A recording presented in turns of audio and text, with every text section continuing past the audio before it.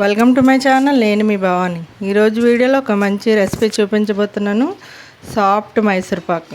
మైసూర్ పాక్ అనగానే గుల్లగా ముక్కలు విరిగినట్టు వస్తాయి కదండి, కానీ ఇది అంతకంటే సాఫ్ట్గా వస్తుంది. నోట్లో పెట్టుకుంటే కరిగిపోయే విధంగా ఉంటుందన్నమాట. ఈ వీడియో మొత్తం చూసాక నచ్చితే ఒకసారి ట్రై చేయండి. ముందుగా ఒక బౌల్ తీసుకోవాలి.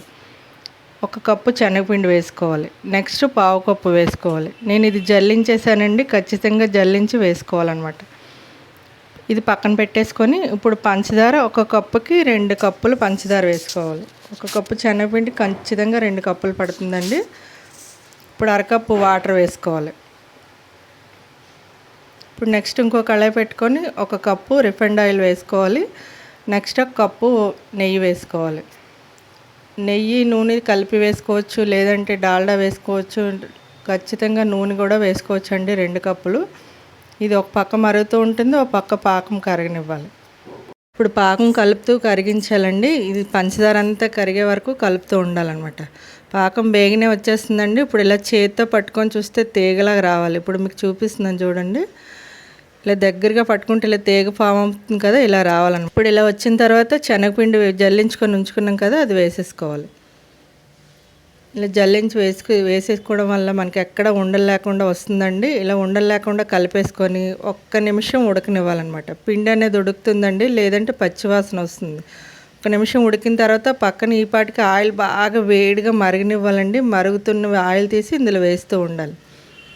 ఎప్పుడైనా మైసూర్ పాక్ చేసేటప్పుడు ఆయిల్ వేడిగా ఉంటేనే మనకి బాగా గుల్ల బాగా ఫామ్ అవుతుందండి.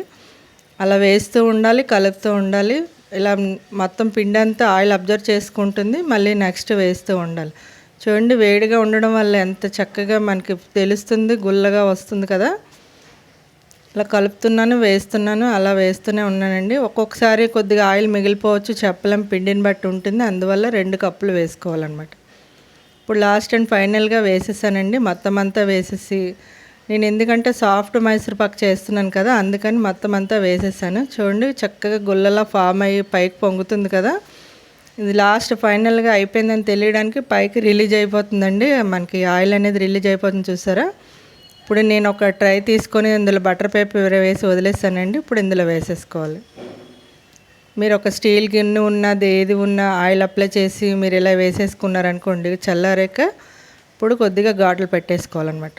నేను ఏ షేప్ కావాలనుకుంటున్నామో ఆ షేప్ కట్ చేసుకుంటే పూర్తిగా చల్లారిపోయాక పీసులు అనేవి తీసేయచ్చు. చాలా టేస్టీగా ఉంటుందండి. మీరు ఈ దీపావళికి తప్పకుండా ట్రై చేయండి.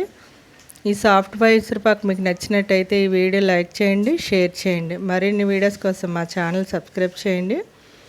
మనం మిల్క్ మైసూర్ పాక్ చేసుకుంటే ఎలా ఉంటుందో అంత సాఫ్ట్గా వస్తుందండి. చూడండి, ఈ వీడియో మీకు నచ్చితే సబ్స్క్రైబ్ చేయండి. Thank you for watching.